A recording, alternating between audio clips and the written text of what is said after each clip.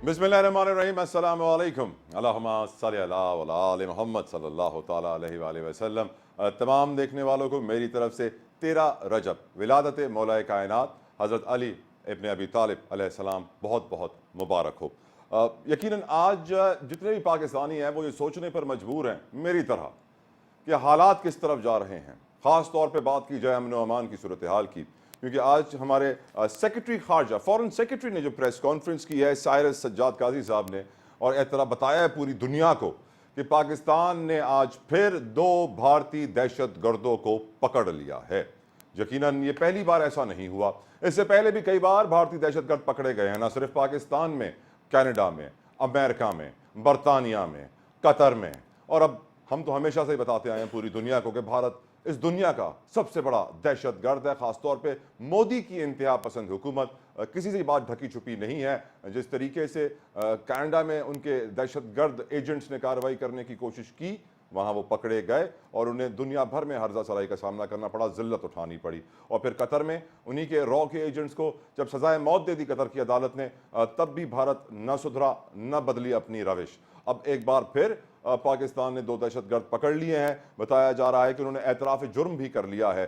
जिन 2 पाकिस्तानियों के कत्ल का उन्होंने एतराफ़ जुर्म किया है वो हैं शाहिद लतीफ़ और मोहम्मद रियाज। और दोनों को कत्ल इसलिए किया गया कि वो कश्मीर के लिए आवाज़ उठा रहे थे और भारत का मकरू चेहरा बेनकाब कर रहे थे। उनकी टारगेट किलिंग की गई। साथ साथ हमारे फॉरेन सेक्रेटरी ने हमें यह भी बताया कि ये दहशतगर्द पाकिस्तान से बाहर बैठकर टारगेट किलर्स को हायर करते हैं। जिस तरह हमें याद है ब्लैक वाटर हुआ करती थी और फिर उसके दहशतगर्द जो है उनको पैसे दो और बता दो इस शख्स को दुनिया में इस कोने में कत्ल करना है, वो पहुंच जाएंगे उसे कत्ल करने के लिए। तो यकीनन एक बार फिर हमारे सेक्रेटरी खारजा ने बताया कि पाकिस्तान में इस वक्त दहशतगर्द तंजीमें, खासतौर पर भारत किस कदर मुलव्वस है अमन व अमान की सूरत हाल ख़राब करने के लिए। गुज़िश्ता दिनों ही हमने पंजाब की वज़ारत दाखिला का मुरासला देखा था जिसमें कहा गया था कि ऐसे अनासर हैं दहशतगर्द जो चाहते हैं इलेक्शंस डिले हों।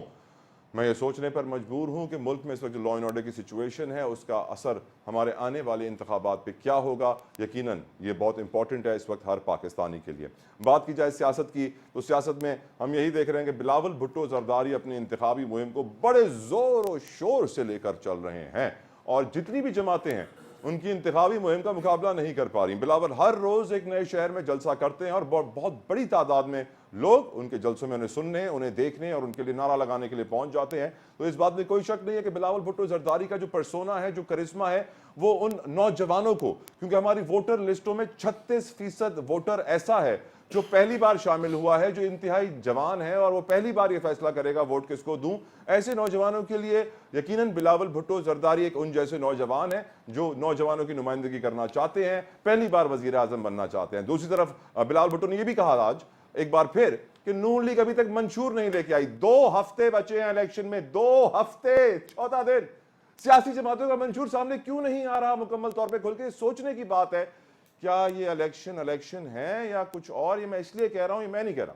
शाहिद खाकान अब्बासी साहब की भी आज बड़ी कमाल स्टेटमेंट है। वो कहते हैं पहले की तरह ये सिस्टम ज्यादा देर चलने वाला नहीं है। इस सियासत से इत्तेफाक नहीं करता जहां आज नून लीग खड़ी है।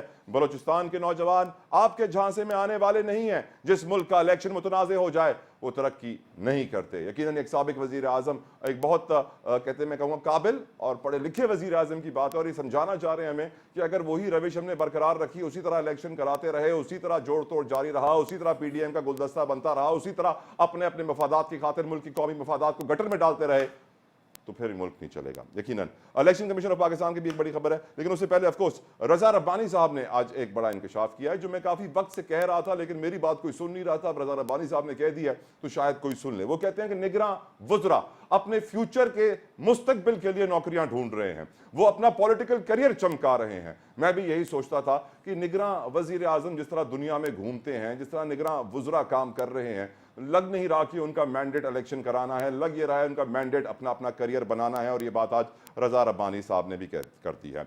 मौलाना फजलुर रहमान साहब कहते हैं जहां अमन नहीं वहां मईशत मजबूत नहीं होती। इस बात में कोई शक व शुबा नहीं, लेकिन एक और बात उन्होंने की जो मेरे लिए इंतहाई हैरत अंगेज थी। उनका कहना था कि आज की सियासत शरई नहीं है। मैं ये सोचने पर मजबूर हुआ 76 सालों में वो कौन सी सियासत थी जो शरई थी, जब मौलाना फजलुर रहमान ये कहा करते थे कि औरत की हुक्मरानी शरई नहीं, और फिर पीडीएम की हुकूमत में मरियम नवाज साहबा के साथ बैठी नजर आते थे तो उस वक्त वो शरई हो जाती थी। तो मैं ये सोचने पर मजबूर हूं कौन सी शरीयत है जिसकी तरफ मौलाना फजलुर रहमान इशारा कर रहे हैं। यकीनन जमात इस्लामी के हाफिज नईमुर रहमान कराची में से अपनी कैंपेन चला रहे हैं। उनका यह कहना है कि कराची के साथ बहुत तमाशा हो गया, अब ये तमाशा नहीं चलेगा, इलेक्शन कमीशन ने बैलेट पेपर्स की छपाई मुकम्मल कर ली है। ये और बहुत कुछ आज के प्रोग्राम में हम डिस्कस करेंगे। बड़ा कमाल पैनल मेरे साथ मौजूद होगा, लेकिन इस ब्रेक के बाद